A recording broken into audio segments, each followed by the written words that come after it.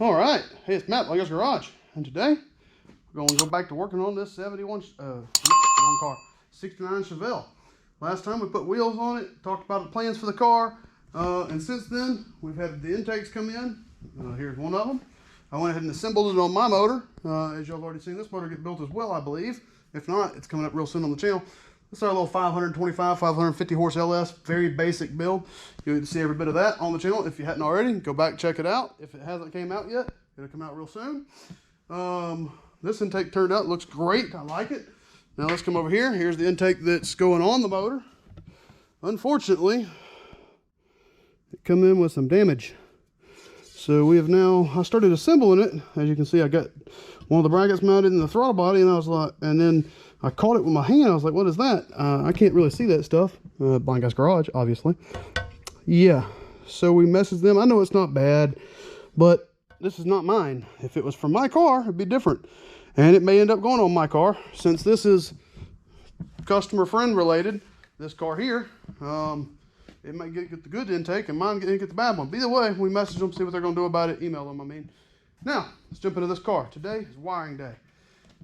I hate wiring day. And when I mean wiring day, it's just strip the wiring down. I said I wasn't going to video any of it, but I just want to bring you all in and show you all the nightmare of stuff that's going on here. So, I'm not really sure what all this is. It looks like a bunch of added in crap for something. There's some more added in wires. This one right here goes to something else. This right here looks factory-ish. This right here, I don't know what it's for. But it goes down under the firewall somewhere. We'll have to figure out what that's for. I think all this right here is factory AC related stuff that we're obviously not going to use. Oh, that's wiper motor, sorry. The AC stuff is lower than that. AC stuff's right here. I think this is factory AC stuff right here. Somebody can tell me if I'm wrong, but that's what I'm pretty sure this is. And then let's get under the dash. It's the first time I think we're actually taking you inside the car properly anyway. But under the dash ain't no better. It's a rat's nest up here. A lot of this is factory, but as I started crawling around, I noticed, well, there's cut wires in the factory harness that goes to the steering column. I'm going to chase those down, find out what colors those are and what they go to. There's all kinds of crap added in over here in the fuse box that does not belong. So now the goal is to clean all this up, make it look halfway decent, and see what we can turn it all into. So let's look across the bottom. He wants this tack out of here, which I'm okay with because I think it'll look better without it. And all that extra rat's nest wiring going across there, it gets gone too. So let's remove it all. And we'll bring you back after we do that. So this is more of an update video than anything. Probably won't see me doing any kind of work, but hey, maybe you will, maybe you won't. Bring you back in a bit. All right, well, let's grab this light. So we're talking about stripping the wiring harness down out of this car. We have stripped everything out from under the hood that was needed to be stripped. Yep, our light still works. So if you look right there on the firewall, all the wiring harnesses are gone now, except for the one that leads down to the starter, which I just left dangling. And then we got these right here for the windshield wiper motor. I don't know why they were disconnected, so I'm going to leave them disconnected until I'm ready to hook it all back together. One of the wires was broken. I had to fix it. I went ahead and taped up the rest of the harnesses to make them all look nice. And then we disconnected and pulled all the extra wire out of up here. Same thing, trans cooler is now gone. Here's a bunch of wiring that came out of the car over here. It's not as much as I thought it was going to be. Oh, and we had this tack right here that was in the car, so there's an extra wad of wires right there. Let's see here. Now let's go in the car. And we'll lean up under the dash, and hopefully it looks better than it did. It definitely looks better on the other side. This side's a little bit better, but there's still, I haven't chased them yet. There's still some broken wires right here that are cut. This is for, I don't actually know what this one wire's for, but it goes in and links into a bunch of factory wires, so I haven't cut it loose yet. This is our ignition power right here. Sorry, this is our ignition power right here. I just wrapped it around the brake pedal so I wouldn't pull it and cut it out. And then, I mean, it looks a lot better in here. So now, we've made up some mounts for the computer. They're right here. So here's the computer. Set up, mounted up. We're gonna mount it on these pieces of black aluminum right here, just like this. Just cut, slit, notch These will bolt up under the glove, up above the glove box. So all said and done, all you have to do is take the back 2 bolts out, push it up, get the glove box in, and then set it back down and let it bolt back down. If you ever put the glove box back in, let's see here. Now it's time to test fit our LS wiring harness and see, because this is going to be a not permanent thing for now. So I'm hoping the harness is long enough to go in the heater box hole over there where the fan motor goes, and then up to the glove box, and then of course back over here to where the motor is going to sit, because I don't want to drill holes in the firewall knowing that he's about to put vintage air in this car. He's ordered it, but we're 4 months out or something like that, or not 4 months out. They say 8 to 12 weeks. So, you know, 2 to 3 months out on vintage air. So we'll see. But time being, let's get the car running. So let's test fit the wiring harness and see where that goes. Bring it back in a minute. All right. Well, it looks like our fiasco of cleanup and prep for our wiring harness is done.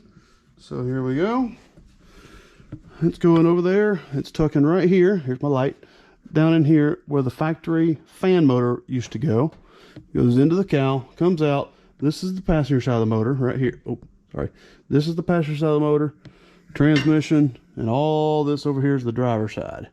So it looks like our harness is going to end up in a good place. Now let's walk over here into the car and take a quick peek into the car. Getting the car cold, getting the car.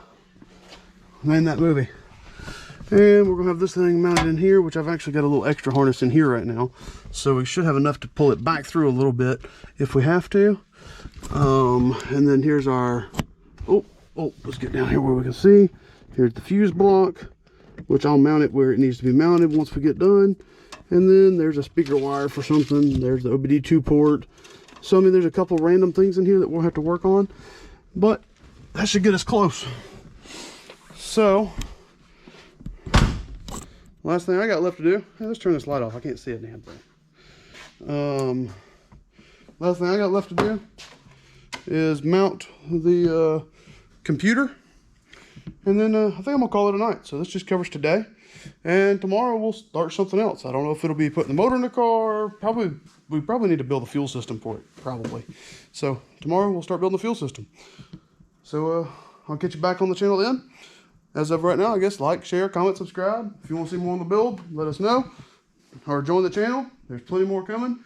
Answer all the comments, read all the comments. Yeah, we'll go from there. So for now, like, share, comment, subscribe. Later. All right. So what we're going to do is we're going to get some hardware tomorrow. Need some long versions of these. About an inch and a half long. A little spacer to go right here between this bracket that we're going to use. And that, and then of course a washer on the top to give her some good strength. Same thing on this side, need 4 of these. So we'll get hardware tomorrow, then we'll end this video. So for now, catch you in the morning. And by that time, we'll probably also have started another video. So we'll just finish this video up tomorrow after we get some hardware, or the next day, probably tomorrow.